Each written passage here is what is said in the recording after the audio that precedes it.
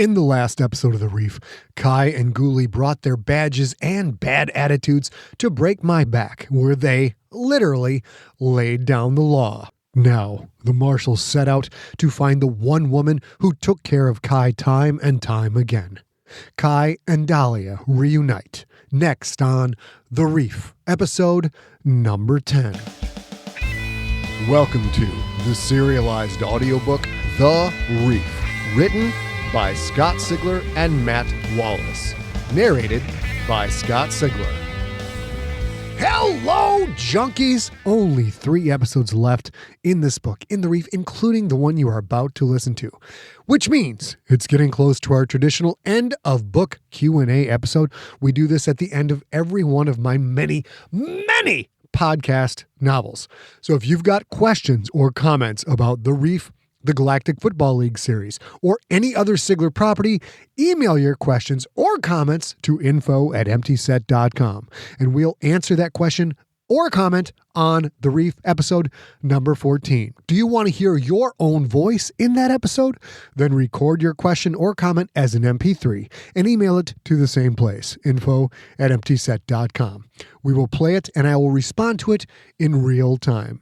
After this episode, I will tell you a little bit about the screenplay I am working on. It is cool stuff. For now, let's get into it. Here we go with The Reef, episode number 10.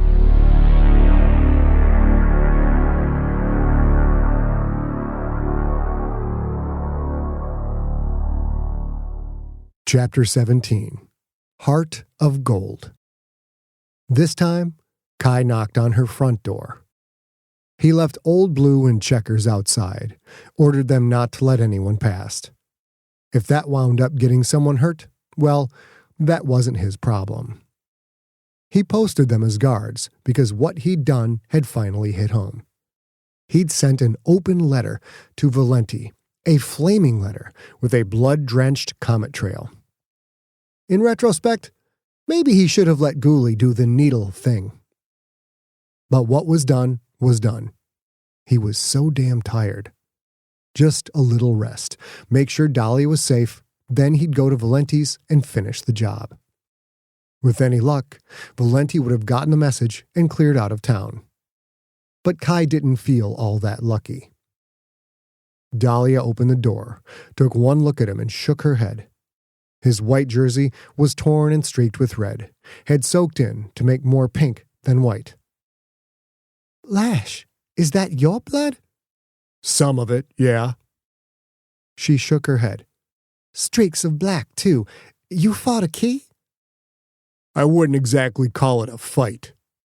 Stay here. She left the door open, but vanished into her small home. When she came back, she wrapped a towel around his torn hands. Try not to bleed on my floor. She led him into the kitchen, sat him down in the familiar chair. Are you drunk again? Because you must be drunk to have trashed the entire slab. You heard already? You're in the cottages, Lash. Word travels here fast, spreads out faster.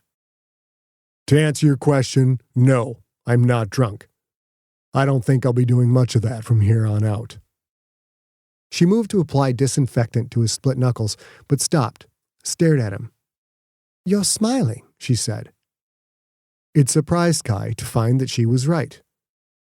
Maybe I finally found what I was supposed to do. Beat people up? You've been doing that as long as I've known you. He nodded. Beat people up, but legally. She shook her head. I'm kidding, he said, although he wasn't, at least not all the way. Having a badge wasn't that different from being in the octagon. Anyone who wanted to take him on was welcome to come and try. I'm cleaning up this town, he said, and that feels pretty good. It's a nice dream, Lash, but that's all it is. You should leave town now, before Valenti comes for you. They performed their ritual. She poured fresh, cool water into a basin for him. Kyle cupped his hands, splashed water on his face. It felt good. She started with his pinky. The pain was setting in now, but pain was an old friend, and he welcomed it. Because while pain is the cost of defeat, it is also the price of victory. She didn't even bother to tell him this will sting a little when she set his broken pinky. She put a metal splint on it. That wasn't the kind of thing you found in most first aid kits, but she'd taken care of him enough times to set aside a supply. Dahlia was so good with the tweezers, she was better than some of the ring doctors Kai had worked with. She pulled 5 shale splinters from his skin. Then 2 bone slivers. He didn't remember who he'd hit to make that happen. His thoughts whirled and spun. It was hard to concentrate. He felt like he was missing something, but he couldn't lock it down. He was so damn tired. She finished bandaging his hands. "Are you thirsty? Can I make you some tea?" He nodded. She went to her tea box, pushed the button on her kettle. The water boiled instantly. She poured 2 cups. "Here," she said, offering him one.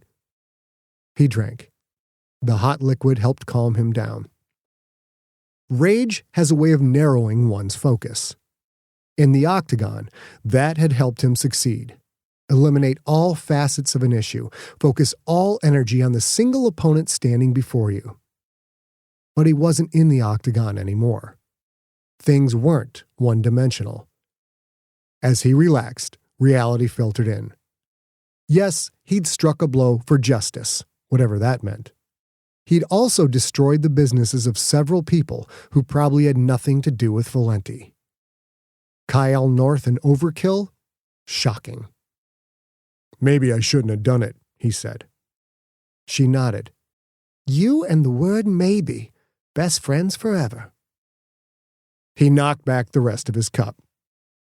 Dahlia set her cup on the kitchen counter. She took a step away from him. She was staring at him. "What's wrong?" he asked. "I wish you hadn't come back here," she said. "You should have stayed gone. Men never keep their word." She blurred out of focus, just for an instant. He was more tired than he thought. No, that wasn't it. Something became painfully obvious, something he should have asked about the second he'd walked in.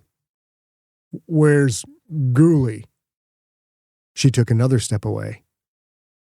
Dahlia blurred out of focus again, and he knew. "Son of a bitch," he said. Then it hit him harder than any opponent who'd ever landed a punch. He didn't even remember falling. Kyle was just suddenly on the floor. He looked up, and through glassy eyes, he spotted her untouched teacup. The last thing he saw was a face that wasn't really a face at all. More than half of it was a melted ball of wax, grinning down at him. "Well, hello there, lass," Gabriel said. "An absolute pleasure to make your acquaintance once again." Letters from the Reef. Part 4. Reasons Why. Dear Lash, my sister, a devout woman, told me that if I went to the Reef, I'd wind up as a whore within 6 months. I proved her wrong. It only took 3. I actually came here to be a teacher, if you can believe that. A music teacher. Did I ever tell you I play the harp? I don't think I did. You consider me a smart woman, I know, and most of the time that's true. But I was far from smart when I fell for the line of bull the recruiter gave me. Teachers wanted on the Reef, he said. A new start, good pay, a job that mattered. If I had been paying attention, I would have realized the only people he recruited were girls, 16 to maybe 23. All very pretty. It seems so obvious in retrospect, but then again, don't most of life's horrible decisions? When we landed, the recruiter led me to a room. It wasn't that I trusted him, it was that I was so innocent it never occurred to me I was being set up. My very first night here, I was robbed.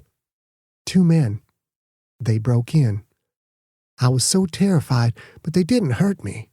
They just took all the money I'd brought with me and vanished into the night. I went to my recruiter. He said he couldn't help me. I asked him when I could start teaching. He said that job would take several months to set up, but in the meantime, he could find work in the cottages for a girl with my looks. I knew I'd been tricked, but what could I do? I had no way to send a message home. And as far as getting home, well, that costs more money than most of us can afford, and becoming a music teacher wasn't the only reason I wanted to get as far away from home as possible. 2 words. My father. I won't get into it now, but it was bad. Very, very bad. On my second night here, I shared the rented room of a man whose looks and personality I wouldn't otherwise have been interested in had I not needed a bed with a roof over it. He hoped for more from me, but he didn't get it. Yes, I was pretty. And yes, faced with using that or being out on the street, I used it. On my third night, another man offered me hard currency to share his room. I turned him down flat. I didn't even hesitate, not for 1 second. Instead, I took a job sweeping out a butcher's shop. I'll use sweeping out kindly and broadly here. It was a disgusting job, but it was honest work. I told myself things would get better. I worked hard. I started saving money.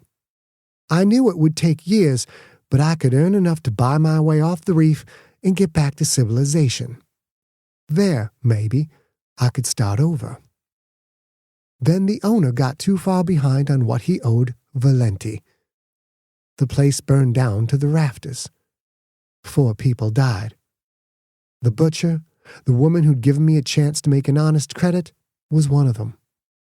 I tried to save her, but the heat pushed me back out.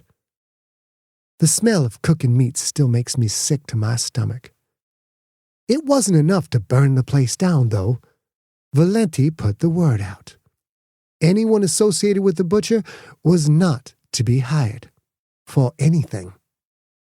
Not only was I stuck on the reef, not only was I penniless, but that demon made an entire town turn its back on me. Would you believe that even when I decided I had no choice, that I had to sell my body, even my recruiter wouldn't talk to me? He had tricked me into coming here, hoping to turn me into one of his whores, and now I wasn't even good enough for that. Let's put it this way. I went into business for myself. That's when I learned something about myself I imagine most people back home are lucky enough never to know. I learned exactly how hopeless things have to get for me to turn into a bad person. That's as close to an explanation as I can come for what I did to you tonight. Yes, Valenti's goons came and talked to me. A man named Donnie and a Quith warrior. They threatened me. They're good at it. It came down to a simple choice. If you came to me, I had to help them take you down, or they would kill me. Even then, I said no. I was ready to die. Then they took me to see Dynamite. He was still alive when I got there. He wasn't when I left. If I didn't help them, I would be next. I broke Lash. I have will. I have strength. But everyone has limits. Even you know that. I can honestly tell you I hoped you'd never turn up at my door again, if that means anything at all. I hoped I wouldn't have the chance to cross you. The last thing I'll say is everything I've ever done, to myself or to anyone else, has always been my choice. It was my choice to spend all those nights taking care of you when you were drunk and beaten bloody and wrecked over some horrible thing you'd done to some poor bastard in a bar. It made me feel clean to help you and heal you as much as I was able. Helping you is one of the few choices I've made on the reef that I actually felt good about. And now that, too, is gone. I don't know why I'm bothering to finish writing this letter. You'll be dead soon. I'd place the letter on top of your grave, but I know you won't have a grave. I'm very sorry for that. I wish it could have been different. You wanted to be Marshall North. Then that is how I will remember you. Love, Dahlia Lancaster. Chapter 18. Adult Swim. Upon waking, Kyle realized 3 things in rapid succession. The first was that he was still alive. This fact was undeniable, as the dead don't wake. Kyle was surprised. In the fleeting moment before blackness descended, staring up at Gabriel's mangled and vengeance-filled face, he'd been positive life was over. He was also surprised at how frightened he'd been in that moment, and now how glad he was to find it hadn't been his last. Kyle's second realization was that they were outside of the dome that covered Break My Back. He didn't have to see to know, because he felt the reduced gravity. Add in the fact that it was dark and he was freezing, and there you go. Nightside in the open expanse. Someone had stripped him to the skin-tight shorts he wore beneath his trousers, and strapped an oxygen mask onto his face, of course. Without it, he'd be dead. The third realization was less pleasant. He had thick shackles on his legs, with heavy chains running out of them that were bolted to a big construction screw anchor embedded into a rather solid bit of slate. His hands were free, not that it would do him much good. A tube ran from his mask to a small steel blue oxygen tank. How much of that was left?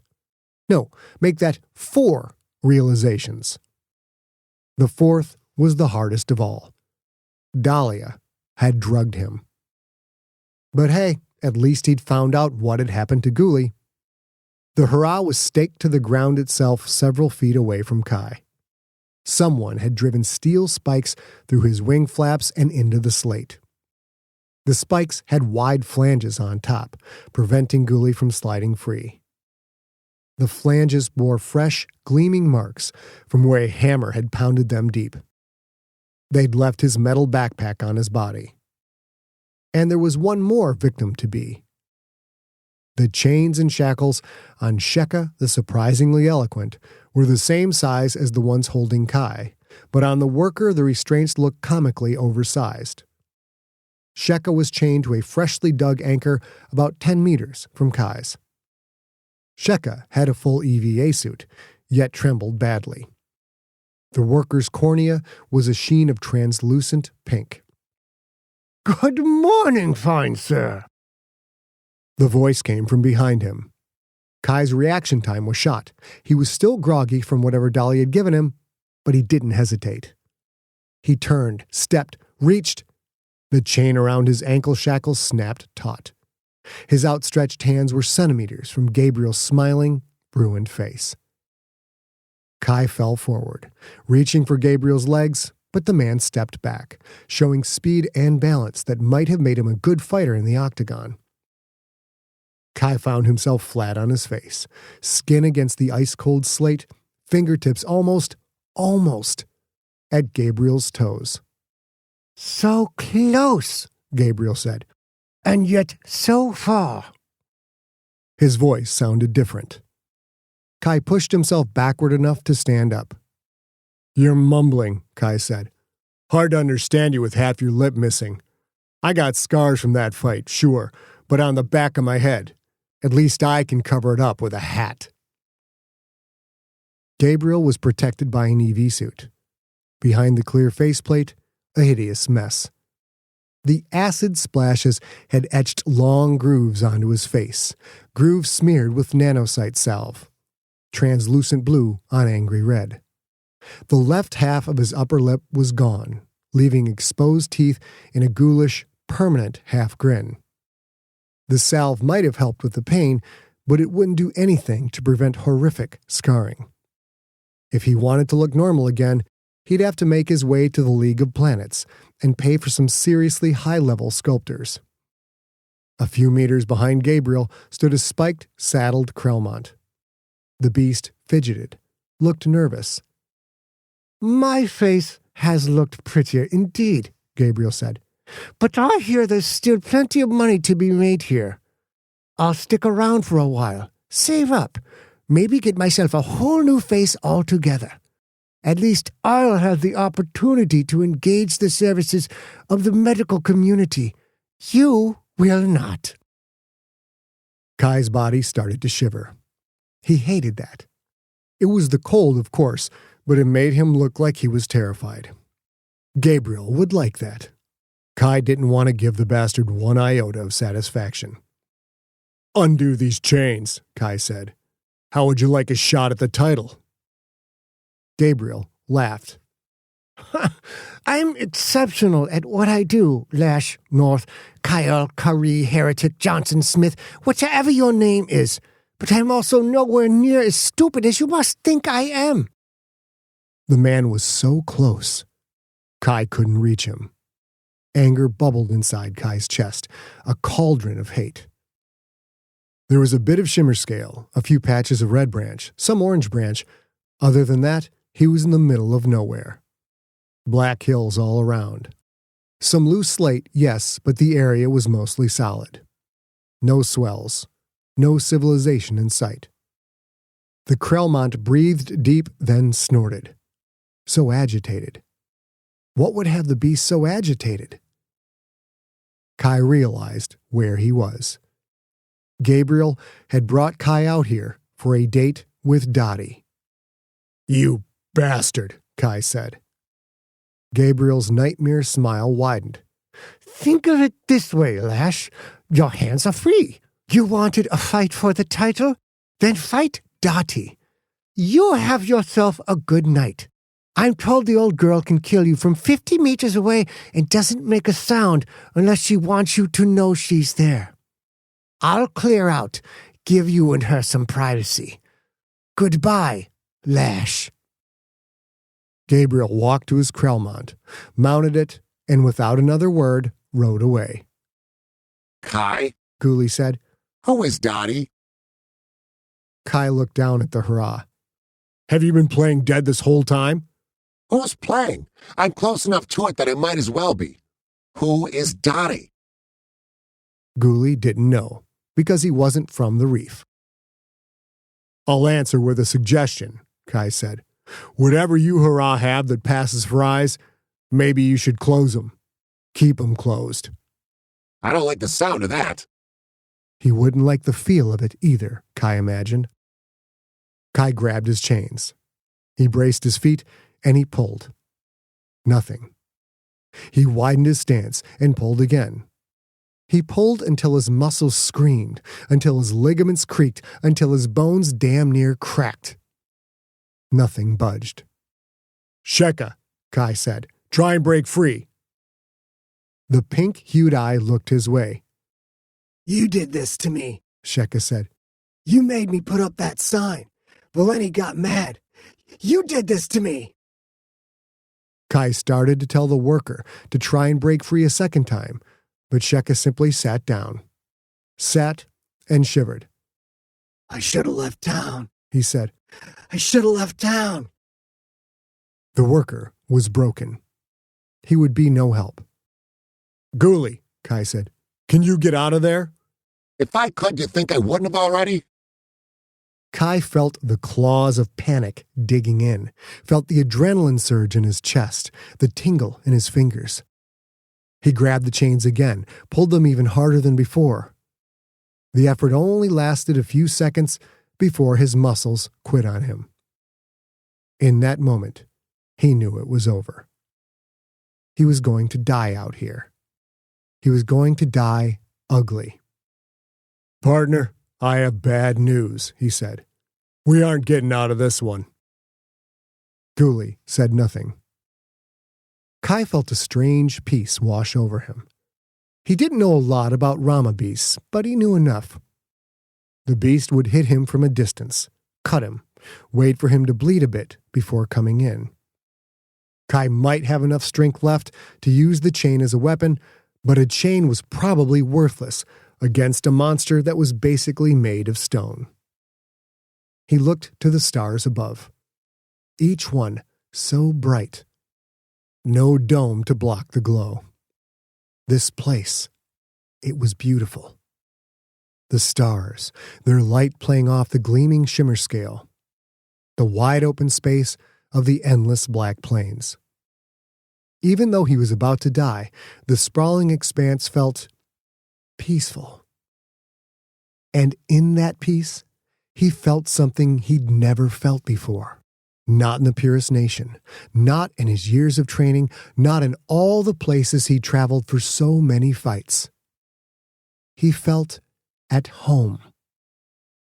At some point, he didn't know when, Kai had fallen in love with the reef. From somewhere out in the distance, he heard a sound. A musical tinkling, intermittent and without rhythm. What is that? Goolie fluttered, but the spikes held him in place. Sounds like wind chimes. Kai said nothing. Sheka let out a low moan. Petty Pal's hands finally came to life, started yanking at the heavy chains.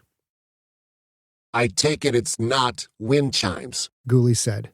Lash, one of the 5 tribes is coming for us. Goolie's mechanical voice did nothing to hide his fear. Remember when I told you about Rama beasts? This is one of them. I believe her name is Dahlia. Another tinkling sound. Sheka shouted something in Quith. He yanked hard at the chains. The metal rattling drowned out the tinkling.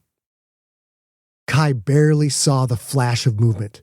Something flew through the air, a line drive shot, and then that something punched through Sheka's visor and vanished inside his pink cornea. The worker stood up stiff as a board, trembled one more time, then fell, as dead as the slate upon which he lay. Kai knelt, stayed very still. 20 meters away, something deadly and silent slipped out from behind a rise of stone. Lash, Goolie said, get me out of here. Kai could not. It was almost over. Sorry about this, he said. I'm glad I met you, Goolie. Dahlia slowly crept closer. She, if it was a she, resembled a wolf in a strange sort of way. A wolf made of moving black stone, or perhaps flowing dark iron. Huge paws with hooked talons so strong they punched into solid slate. Black teeth that looked like they could slice through titanium. Probably 3 meters long from snout to rear and thick. 300 kilos if it was a gram. This bizarre, unimaginable ecosystem produced several predators, but nothing like the Rama. Kai was looking at the deadliest creature on the reef. Dahlia squatted, flexed, then leapt. She flew through the air, graceful as a slicing sword made of music. An impossible distance, it seemed, more flight than jump, but she wasn't coming straight in. She was circling around, taking her time. She landed, claws breaking off little pieces of slate that scattered across the solid surface. Kai had defeated the best fighters every sentient race had to offer. He'd even beaten up spider bears, just for the hell of it. He was one of the deadliest beings in the galaxy. He knew that, and yet he also knew from just a few seconds of looking at the Rama beast that he had no chance against her. Lash, Goolie said. I feel something.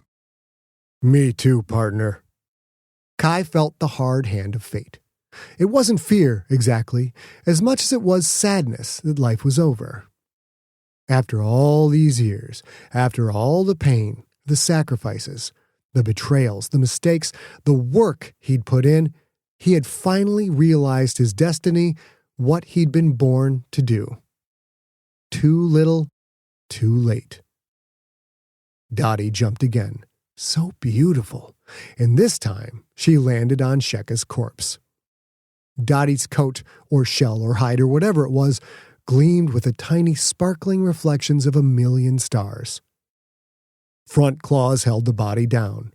Back claws raked, long and deep, left, then right, then left again. In a matter of seconds, Sheka was torn to shreds.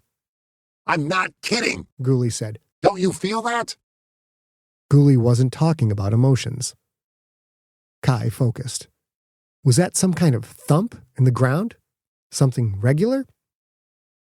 Dottie crouched, turned her head away from Kai and Goolie. She seemed to be listening, searching. Kai put his palms on the slate. He felt it now, no question, and yes, it was regular. It was footsteps. Heavy footsteps. Dottie leapt again. This time, she came right at Kai, sailing through the air like a sleek cloud of death. The flash of a rocket. An explosion blasted the Rama, sent her careening, tumbling across the slate. She skidded to a tinkling stop some 30 meters away. She didn't look damaged, but she clearly didn't want to take another hit.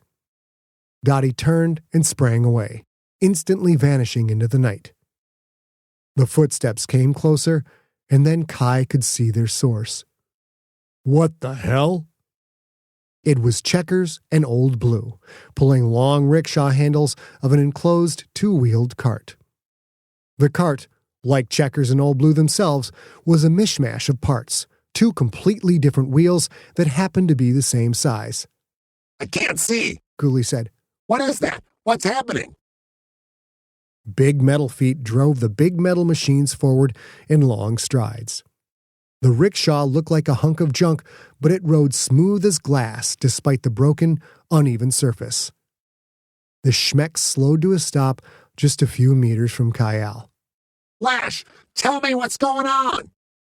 I think we're saved. The front of the enclosed rickshaw popped, rose up. Inside was a man, a woman, and a young boy, all wearing EV suits. Kai had never seen the woman and the boy, but through the clear face mask, he recognized the man. Toulouse, Kai said. I'll be damned.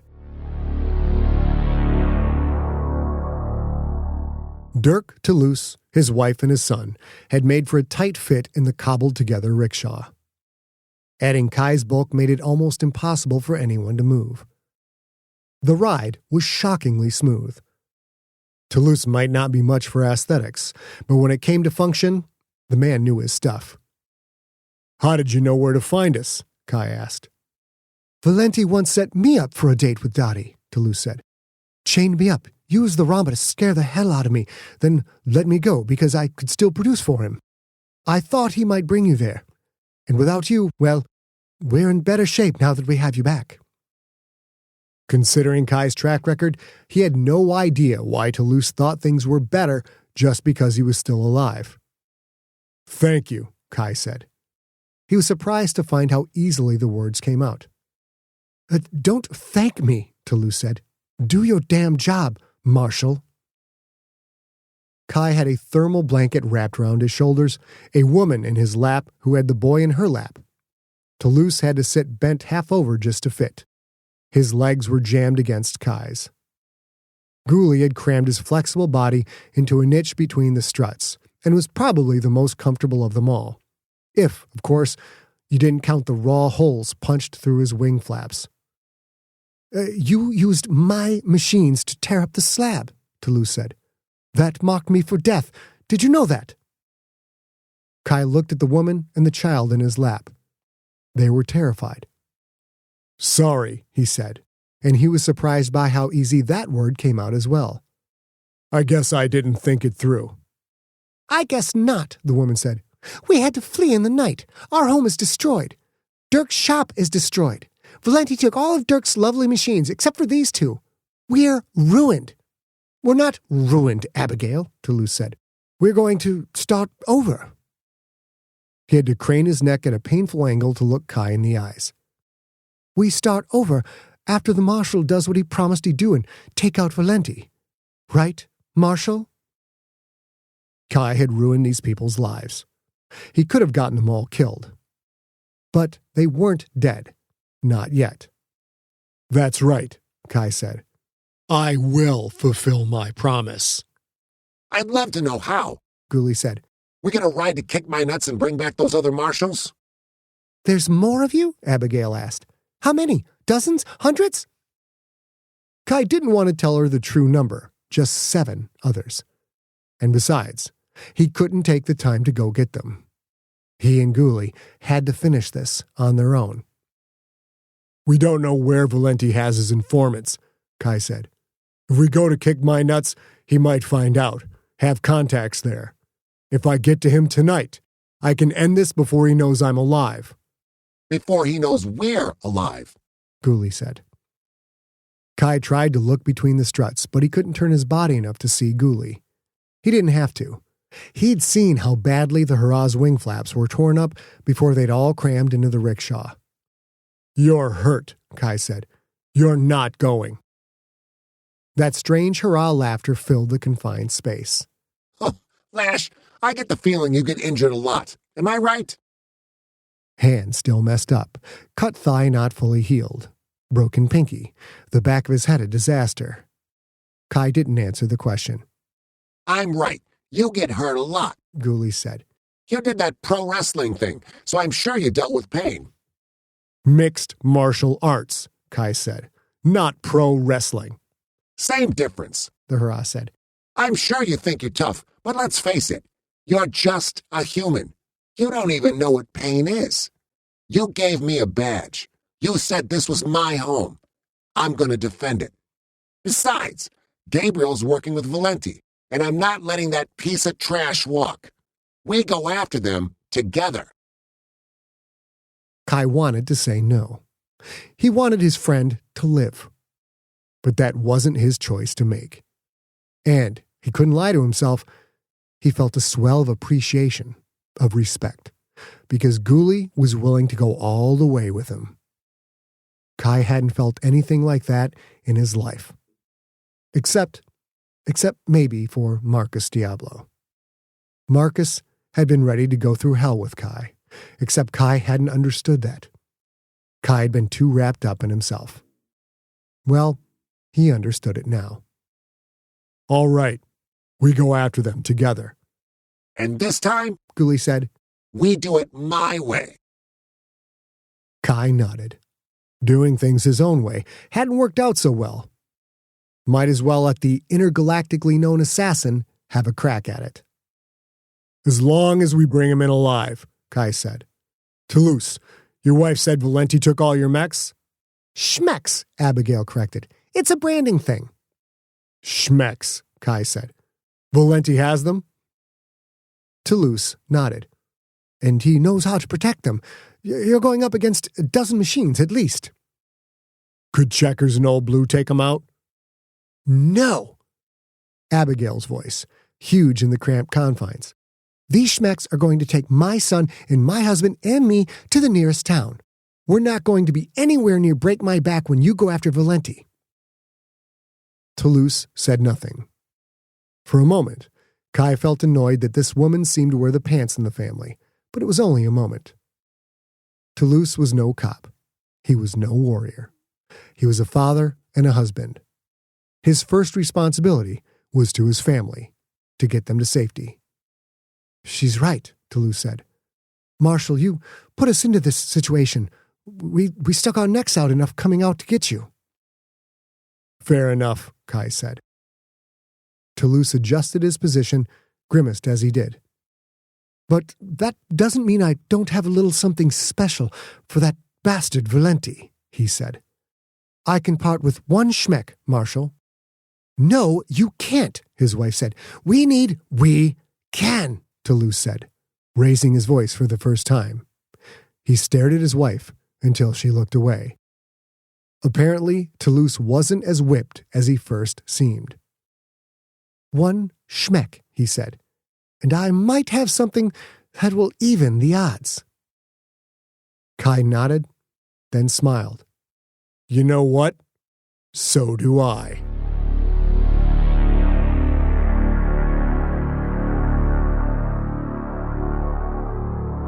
And that is it for the Reef episode number 10. That was one hell of an episode. We had betrayals. We had Gabriel. We had Schmecks.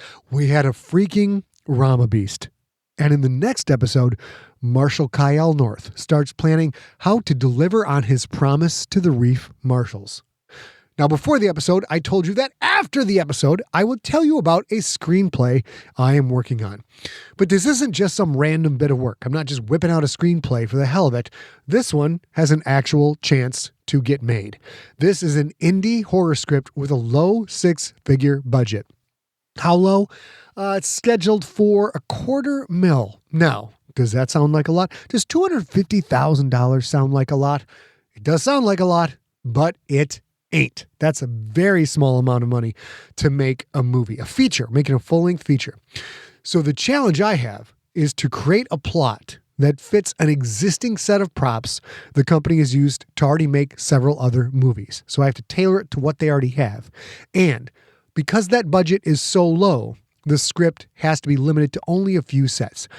And because that budget is so low, the script has to be limited to only a few sets. Now, we're going for a full-length feature movie. Of course, this won't be Avengers, but it's also not going to be a fly-by-night shot in somebody's backyard kind of a thing. The goal is for this to be sold over in Europe. The goal is for this to wind up on Netflix and other streaming services. So when you can only have a few sets, you can't have a big sprawling concept. Your shoot has to be contained. You have to remember, you're not just paying for the use of the sites where you shoot, for the insurance there, because you have to have insurance. You are paying to move all of your people and gear to that site. You are paying to set up for every shoot at that site, tear down for every single shoot at every single site. These costs add up fast. So every time you add another location, the costs go higher. Since this is going to be a horror movie, the genre works in my favor because a key part of any horror movie is you need isolation. You have to get your characters to a place where they have to fend for themselves against whatever the problem may be. If your heroes can just call for help and the cops come, or your heroes can jump in the truck and drive away, you really don't have a movie. You have to keep them contained. So naturally, horror movies gravitate toward shoots that have limited locations. In particular, if you can put your characters in jeopardy at one final key set, you can shoot much of the movie at that set and greatly cut your costs. This is why you see so many low-budget horror movies. If you can only get a small amount of budget and you can't afford a bunch of locations, a horror movie is an ideal way for you to get something good made. Because if you can come up with a concept where you do most of your damage at one place, you can maximize your small budget. Now, how low is a low-budget movie? Insidious is a very famous low-budget movie. It's a limited shoot. It still cost $1.5 million, so 6 times what our projected budget is. The Witch was a hit indie film that literally had one set that wasn't a single old-timey homestead way out in the middle of the woods. And that movie cost $4 million. Now, of course, the granddaddy of them all for low budget is Blair Witch, which was shot on $60,000 and turned into a behemoth. But for that level of budget, you're kind of stuck to found footage films, because found footage allows you to shoot much lower quality video. You don't need as expensive equipment, but that's incorporated into the milieu of the story. Milieu is a fancy term for meaning it makes sense within the concept of the story. So in Blair Witch, all of the grainy, low light footage, they were able to shoot that, include that in the movie. And when you watch it, you don't go, oh, that's horrible quality, because they write the bad quality into the concept of the plot. That's not what we're after with this one. We want this to look like an actual movie. So what can we do with $250,000? To complicate matters, it's not just a horror movie, it's a war movie. So a ton of the available budget will go toward shooting convincing battle scenes. Sounds pretty nuts, doesn't it? Well, we think we have a good idea for it. We will see how it turns out. You'll see how it turns out if it gets made. Even though we supposedly have the budget lined up, I have heard that one many, many times before, and it's not always true. Who is the director, you might ask? Well, I won't tell you yet, but I can say the director did one of my book trailers. So there's a little clue for you. This director can do a whole lot with very little. And that's it. We will see how it goes. I wanted to inform you guys what I'm working on. I'll be working on that through the month of June. After that, I go back to the final draft of GFL Book 6, then the final draft of Mount Fitzroy. Tons of stuff coming your way. I'll keep you all informed on the progress of the movie in the future episodes of The Reef and on the next podcast novel, The Detective. So that is it for this week. Tune in next week for The Reef episode number 11. But until then, I will talk to you all real soon. You have been listening to The Reef, a Galactic Football League novella. Written by Scott Sigler and Matt Wallace. Narrated by Scott Sigler. Audiobook directed by AB Kovacs and engineered by Steve Riekeberg. Copyright 2019 by Empty Set Entertainment. All rights reserved. Theme music is by the band Amps and Volts.